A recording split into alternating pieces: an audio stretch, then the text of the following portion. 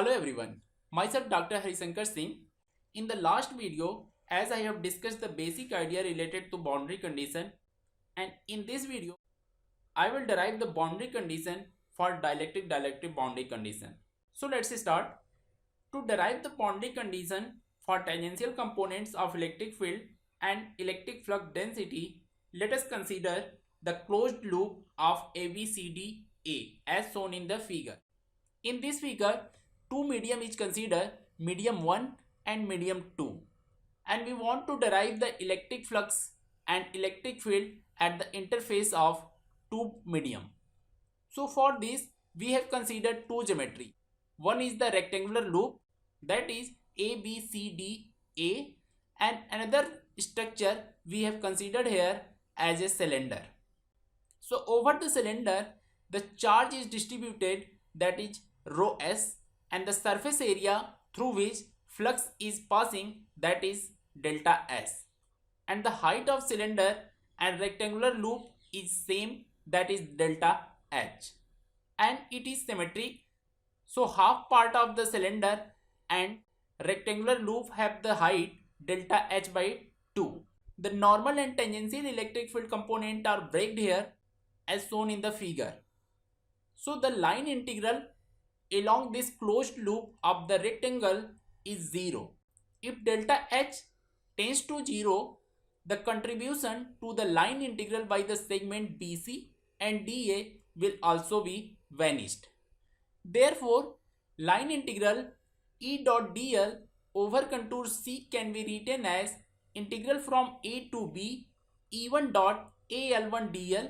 This will be equal to line integral from C to D E2 dot AL2 dl will be 0, where AL1 and AL2 are the unit vector along the segment AB and CD. Now we decompose the electric field component of E1 and E2 into the normal and tangential component at the boundary. So we will find E1 is equal to E1n plus E1t, and E2 will be equal to E2n plus E2t.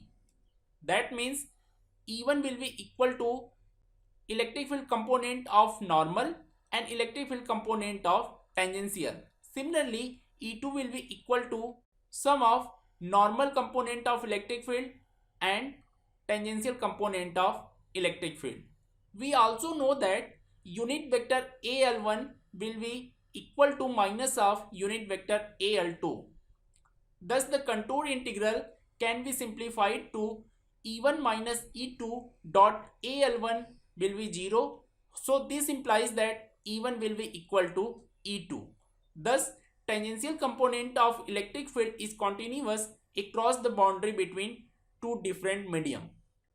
Upon decomposing the electric flux density D1 and D2 into normal and tangential component at the boundary, and noting that D1T is equal to epsilon 1 T1 and D2 is equal to epsilon 2 E2. The boundary condition on the tangential component of electric flux density can be written as D1T divided by epsilon 1 will be equal to D2T divided by epsilon 2. Now apply the Gauss law to determine the boundary condition on normal component of electric field and electric flux density D. So basically the total outward flux through the three surfaces of the small cylinder must be equal to the total charge enclosed in the cylinder. So rho s is charge distribution over the cylinder, so we will find the total amount of flux passing through the surfaces, either top or bottom. There are no any flux on the side surface.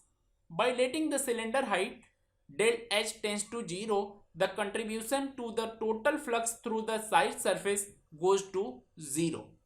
Even if each of the two media happens to contain free charge density, the only free charge remaining in the collapsed cylinder is that distributed on the boundary. That means Q enclosed will be equal to del S multiplied by rho S, because rho S is charge distribution over the surface del S.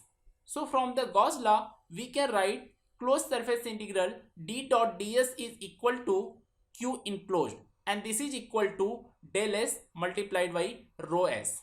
So basically we find the flux through the top and bottom surfaces only. So we can write flux for the top surfaces as surface integral for top d1 dot an1 ds plus surface integral for bottom d2 dot an2 ds, and this will be equal to del s rho s. It is important to remember that normal unit vector at the surface of any medium is always defined to be in the outward direction away from that medium. Since we know that an1 is equal to minus of an2, then we can write d1n minus d2n dot an2 del s will be equal to rho s multiplied by del s.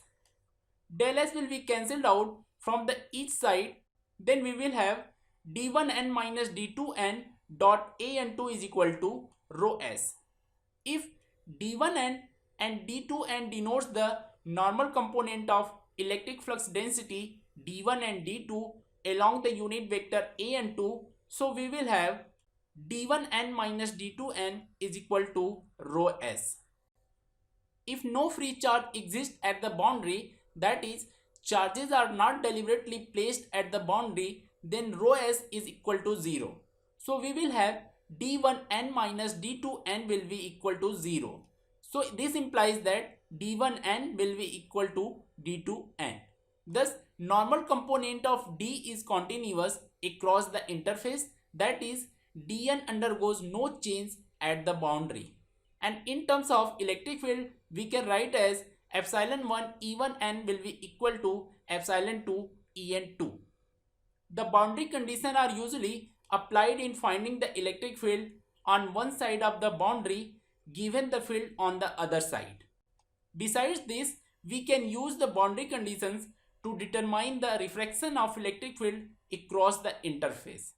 Thus, law of refraction of the electric field at a boundary free of charges, therefore in general an interface between two dielectrics produces bending of flux lines as a result of unequal polarization charges that accumulate on the opposite side of the interface.